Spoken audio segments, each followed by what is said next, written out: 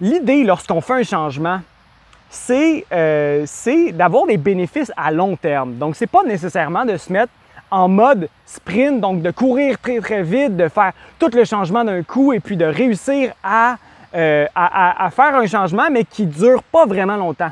Moi, ce que je trouve qui est vraiment bénéfique, c'est justement de se mettre un petit peu plus en mode marathon. Donc, de se mettre en mode, OK, je veux faire ce changement-là, puis je sais que ça se peut qu'il y ait un certain moment où est-ce que je retombe. Donc, je retombe dans cette habitude de vie-là, que je ne veux pas le faire. Mais l'idée, c'est que si on retombe, c'est d'en devenir conscient, de prendre une petite pause, puis justement de se parler, de se dire, OK, bon, c'est correct, là, j'ai tombé, par exemple, j'ai rebu un café, c'est correct, j'accepte, je m'aime encore, là, le fait que j'ai bu un café ne fait pas en sorte que je suis nécessairement une mauvaise personne, mais demain, je continue justement dans cette voie-là et puis je continue dans l'idée d'arrêter de boire du café à long terme.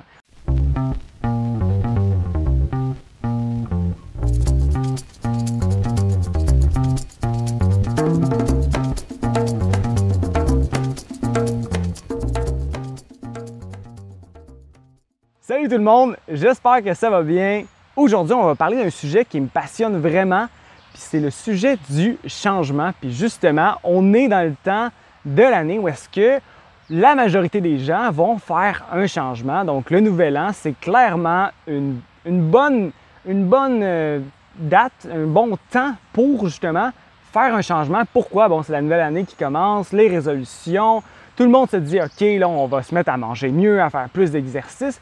Mais habituellement, on le sait tous, on tient ces habitudes de vie-là, ces bonnes habitudes de vie-là qu'on se donne pendant quelques jours, voire peut-être quelques semaines si vraiment on est bon. Puis habituellement, ça s'évanouit avec le train-train quotidien, puis on oublie ça. Donc aujourd'hui, je veux vous donner quelques trucs que j'applique moi-même quand je veux faire un changement. Donc j'ai profité cette année justement, 2022, c'est un beau chiffron. J'ai profité de cette année pour justement faire plusieurs changements dans ma vie en général sous plusieurs facettes.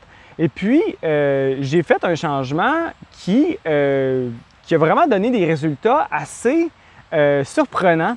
Donc, je me suis vraiment vu passer d'une personne qui était un petit peu plus amorphe, négative, à une personne avec plus d'entrain, puis plus de joie en général. Donc, je me suis dit, bon, peut-être qu'il y a des petits trucs que je pourrais vous amener qui vous aideraient justement à supporter ce changement-là pour que vous puissiez réussir à faire le changement que vous cherchez à faire en ce moment, pour que vous réussissiez à le tenir surtout à long terme. Donc, dans cette vidéo-là, on va parler de plusieurs choses. On va parler justement des phases du changement. Donc, au début, comment faire justement pour réussir à pierce through, donc comment réussir à passer à travers justement les premiers jours pour réussir à commencer à mieux se sentir, puis être encouragé, puis réussir à faire le changement. On va parler aussi de plusieurs autres sujets. Donc, par exemple, quel changement est-ce que je vous suggère de faire ça peut être des fois simplement des petits changements qui peuvent supporter justement ce plus gros changement-là qu'on veut faire. Par exemple, si on veut faire un changement d'alimentation, ça peut être intéressant d'ajouter quelques petits changements, puis on va en parler précisément plus tard dans la vidéo. Et on va parler aussi de plusieurs autres sujets pour justement vous aider à faire le changement que vous désirez faire. Donc, première chose que je voulais vous aborder aujourd'hui, que je voulais parler avec vous, c'est justement cette première phase-là. Donc, la première phase ça va dépendre de chacune des personnes, mais des 3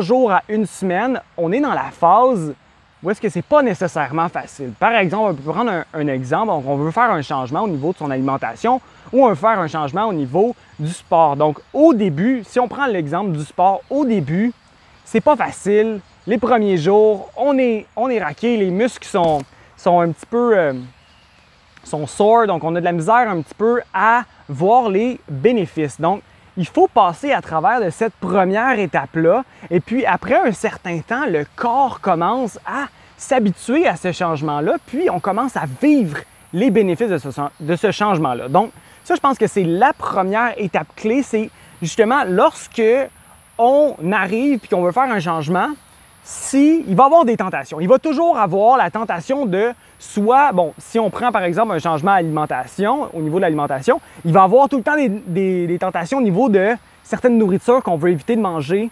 Donc, l'idée, c'est de vraiment prendre ces 3, 4, 5 premiers jours-là et puis de s'assurer d'être un petit peu sévère avec soi-même puis d'être un petit peu plus intense. Oh, un petit moustique dans les cheveux. Donc, pendant ces 4, 5, 6 premiers jours-là, il faut s'assurer d'avoir une certaine discipline. Donc, il faut s'assurer d'être comme un petit peu sévère puis de se dire, OK, là, non, je vais faire ce que je veux vraiment faire, malgré le fait que j'ai vraiment le goût là, de le faire juste un petit peu. Là. Puis, peut-être que, puis on se dit souvent, peut-être que ça n'aura pas nécessairement des grandes conséquences, le fait de juste, par exemple, on prend un exemple, on veut arrêter le café. Donc là, dans les 3-4 premiers jours, là, j'ai le goût de boire un café, je vais juste en boire un petit. Mais dès qu'on recommence à en boire un petit café après, dans cette période-là, il n'y a pas beaucoup de chances qu'on réussisse à faire le changement qu'on veut faire parce qu'il faut passer à travers de cette première étape-là. Donc, l'idée là-dedans, c'est justement d'avoir un petit peu de discipline. Puis là, puisqu'on parle du sujet de la discipline, je veux faire justement parler un petit peu de la différence que j'ai trouvée avec justement la discipline, entre la discipline et la dévotion. Donc, la discipline, c'est vraiment très strict, puis je pense que ça peut être utile dans les premiers jours lorsqu'on veut vraiment briser certains patterns qu'on a ancrés en dedans de nous. Donc, ça peut vraiment valoir la peine de justement être discipliné puis de dire non, d'être ferme pendant un certain temps. Par contre, l'idée lorsqu'on fait un changement, c'est d'avoir des bénéfices à long terme. Donc, c'est pas nécessairement de se mettre en mode sprint, donc de courir très très vite, de faire tout le changement d'un coup et puis de réussir à faire un changement, mais qui ne dure pas vraiment longtemps. Moi, ce que je trouve qui est vraiment bénéfique, c'est justement de se mettre un petit peu plus en mode marathon. Donc, de se mettre en mode, OK, je veux faire ce changement-là, puis je sais que ça se peut qu'il y ait un certain moment où est-ce que je retombe. Donc, je retombe dans cette habitude de vie-là, que je ne veux pas le faire. Mais l'idée, c'est que si on retombe, c'est d'en devenir conscient, de prendre une petite pause, puis justement de se parler, de se dire, OK, bon, c'est correct, là, j'ai tombé, par exemple, j'ai rebu un café, c'est correct, j'accepte, je m'aime encore, là, le fait que j'ai bu un café ne fait pas en sorte que je suis nécessairement une mauvaise personne, mais demain, je continue justement dans cette voie-là, et puis je continue dans l'idée d'arrêter de boire du café à long terme. Donc, je pense que c'est vraiment ça la mentalité justement de la dévotion, qui est plus quelque chose qui va conserver justement un petit peu d'amour pour soi là-dedans. Parce que lorsqu'on se met en mode discipline, on peut être très, très strict avec nous-mêmes. Puis habituellement, lorsqu'on ne réussit pas ou qu'on flanche, par exemple, qu'on reboit un café, habituellement, lorsqu'on s'est mis en mode discipline, puisqu'on est très, très strict avec nous-mêmes, lorsqu'on échoue, bien, habituellement, je vais parler pour moi-même, clairement. Habituellement, lorsque je me mets en discipline, en mode très strict, lorsque je vais échouer, bien, je vais retomber justement dans cette habitude de vie-là. Et puis, je vais oublier le fait que ça peut être correct de tomber une fois, mais que mon objectif est justement à long terme. Donc, se mettre un objectif à long terme, c'est vraiment important. Mais je pense que justement, avoir une balance entre ces deux aspects-là, c'est vraiment important. Donc, d'être strict, d'avoir un certain niveau de discipline, mais de se rappeler qu'on veut le faire justement sur une période plus à long terme, puis que ça ne sert à rien de justement être trop difficile avec soi-même, puis que c'est correct parfois d'échouer, puis que c'est normal, on est des humains, puis on n'est pas obligé justement de s'auto-fouetter pour puis de se dire qu'on est une mauvaise personne parce qu'on a échoué une fois. Donc, l'idée, c'est de le faire à long terme. Donc, ensuite, prochain point, c'est, je voulais vous parler justement de la différence entre deux types de changements que vous pouvez faire. Donc, pour certaines personnes, au début, je pense, ça peut être intéressant de faire un changement progressif. Donc, de prendre, par exemple, une habitude de vie et puis de justement intégrer cette habitude de vie-là à votre quotidien. Par exemple, si vous voulez faire un changement dans votre alimentation ou vous voulez changer quelque chose dans votre alimentation, vous pouvez justement le faire progressivement. Ça peut être plus facile pour certaines personnes. Et puis justement de progresser, bon, faire un changement d'alimentation, ensuite peut-être quelques semaines ou quelques mois plus tard, ajouter justement plus d'exercices dans votre quotidien. Et puis ensuite progressivement y aller comme ça, puis d'ajouter tranquillement des bonnes habitudes de vie. Ça peut, pour certaines personnes, bien fonctionner. Je sais que moi, personnellement, quand j'ai commencé à faire un changement, je suis allé un petit peu de cette manière-là. Par contre, moi, personnellement, j'ai justement cette facilité-là, je pense, à faire un changement qui va être un petit peu plus large. Puis pour moi, personnellement, je trouve que ça me convient mieux. Donc là, en ce moment, le changement que moi, j'ai fait cette année, c'est un changement qui est sur plusieurs fronts. Donc, premièrement, au niveau de l'alimentation, j'ai décidé de retirer plusieurs aliments que cette année, j'ai commencé justement à rajouter dans mon alimentation puis qui ne me font pas sentir au mieux. Donc, par exemple, moi, je suis rendu à une place où est-ce que dans mon alimentation, je préfère manger très léger. Donc, je préfère manger beaucoup d'aliments crus. Donc, cette année, j'ai commencé à manger plus de patates, plus de riz, puis je le sens vraiment dans mon corps que ce ne sont plus des aliments qui me servent vraiment en ce moment. Donc, ça, c'est une des choses. Donc, j'ai décidé de justement faire un changement au niveau de l'alimentation, d'augmenter mon pourcentage d'aliments crus dans mon alimentation et puis de retirer les aliments qui sont les plus lourds. Mais comme vous voyez, moi, ça fait déjà 8 ans que j'ai une alimentation végétale. Donc, pour moi, de faire un changement comme ça, c'est pas très difficile. C'est quelque chose que j'ai déjà fait avant. Donc, je viens juste comme rajouter ça dans mon quotidien. Donc, ensuite, j'ai décidé de faire aussi un changement au niveau du sport, donc de bouger. Donc là, j'ai commencé justement, je me suis acheté un surf, j'ai commencé à m'entraîner plus, je vais justement commencer à m'entraîner plus dans le gym. Donc ça fait aussi du bien. Donc ça, c'est une autre habitude de vie, je trouve, qui vient vraiment supporter mon changement d'alimentation parce que lorsqu'on fait du sport, on sécrète beaucoup d'hormones et puis ces hormones-là font en sorte qu'on réussit à faire un changement qui peut être un petit peu plus efficace au niveau de la rapidité. On commence à sentir justement les effets de ces hormones-là qui amènent beaucoup plus que, moi je constate, beaucoup plus de bonheur dans ma vie. De faire du sport, ça me supporte beaucoup. Donc un autre des changements que j'ai fait cette année, c'est que j'ai commencé à boire beaucoup plus d'eau. Donc ça, c'est un changement qui était vraiment nécessaire. Je me suis rendu compte que je ne buvais pas assez d'eau, donc j'étais constamment déshydraté. C'est aussi un changement que j'avais déjà fait, donc ça, c'est encore une petite chose de plus. Puis, un dernier truc que je voulais vous donner, qui est un changement que moi, j'ai commencé à ajouter cette année. Puis, je pense que c'est le truc numéro 1 pour faire un changement, spécialement lorsqu'on a des addictions. Donc, lorsqu'on a des addictions, je pense que c'est très difficile de faire un changement si on le fait progressif. À un certain point, il faut casser la chose. Donc, il faut arrêter complètement. Il faut être prêt. Hein. Pour le faire, c'est pas nécessairement toujours facile. Mais pour accélérer ce processus-là, pour se connecter avec son corps puis voir justement un petit peu plus comment on se sent à l'intérieur, puis réussir à accélérer le processus, je vous conseille d'essayer le jeûne à l'eau.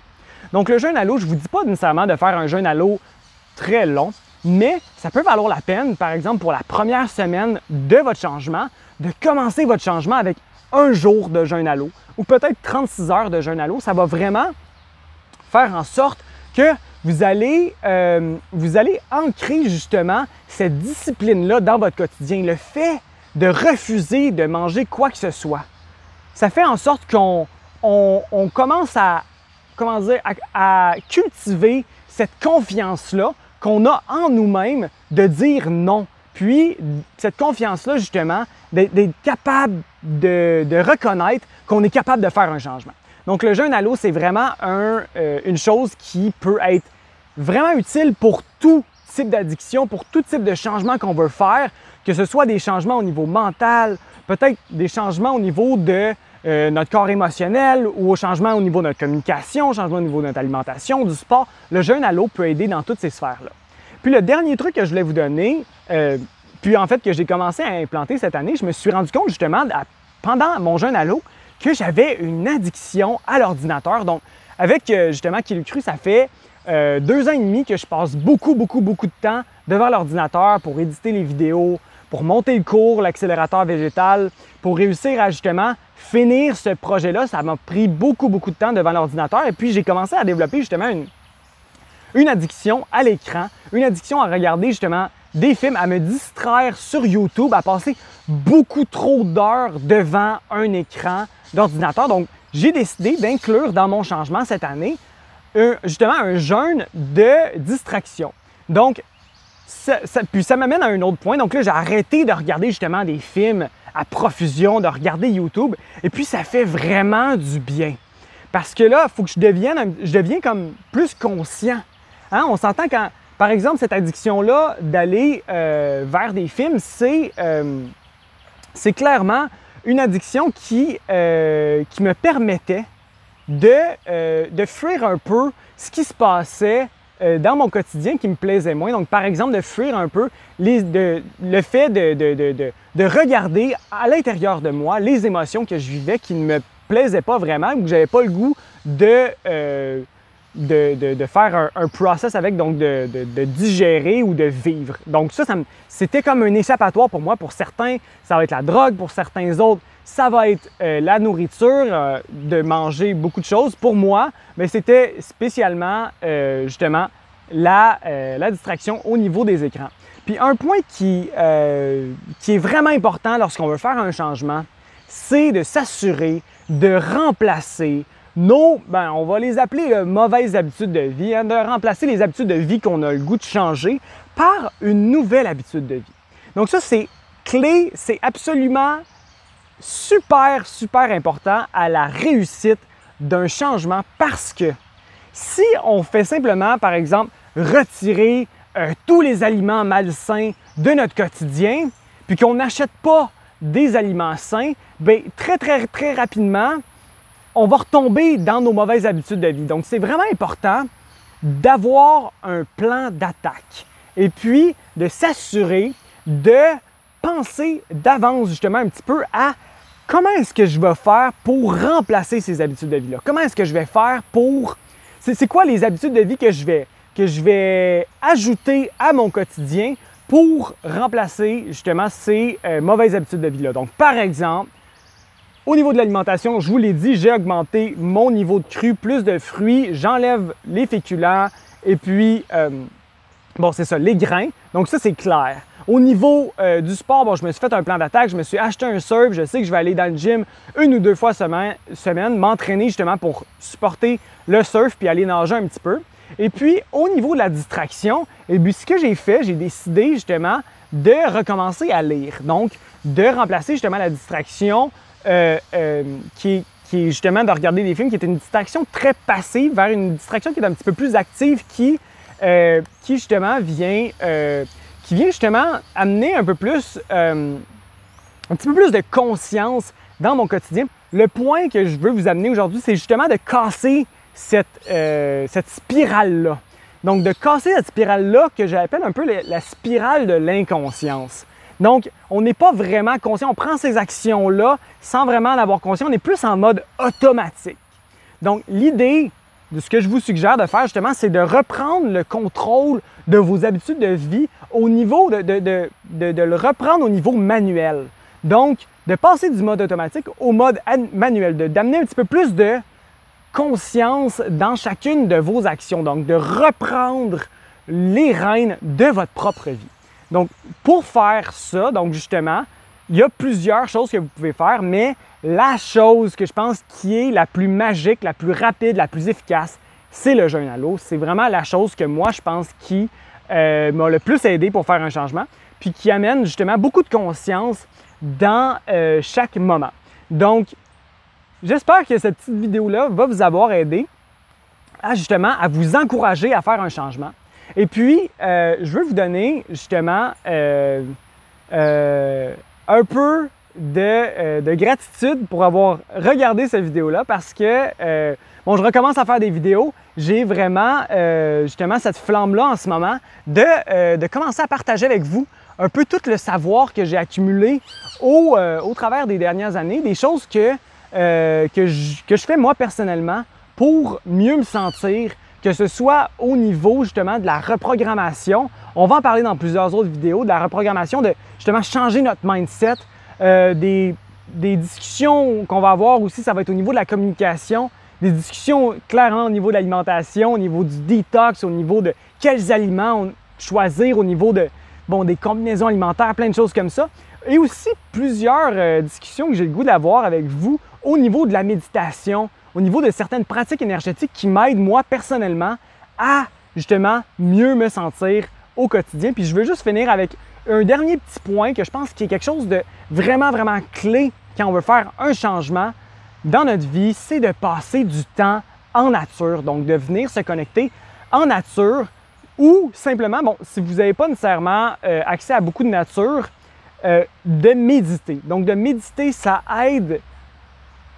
C'est incroyable comment le fait de méditer aide beaucoup pour réussir justement à passer de ce mode-là qui est un petit peu plus automatique au mode plus manuel parce que en méditant justement, on se met à voir un petit peu plus tous ces patterns-là qui se passent à l'intérieur de nous. Puis justement, j'ai le goût de partager tout ça avec vous, justement tous les trucs que j'utilise moi personnellement, des petits trucs qui peuvent vraiment changer beaucoup de choses au quotidien, mais on va faire ça dans un prochain vidéo. Donc, n'oubliez pas, si vous avez aimé la vidéo puis vous êtes encore avec moi en ce moment, donc vous pouvez justement vous abonner à ma chaîne YouTube en cliquant le bouton juste ici en dessous, puis cliquez la cloche pour recevoir des notifications à chaque fois que je fais une nouvelle vidéo, parce que si vous ne cliquez pas sur la cloche, vous ne saurez pas quand je fais une nouvelle vidéo.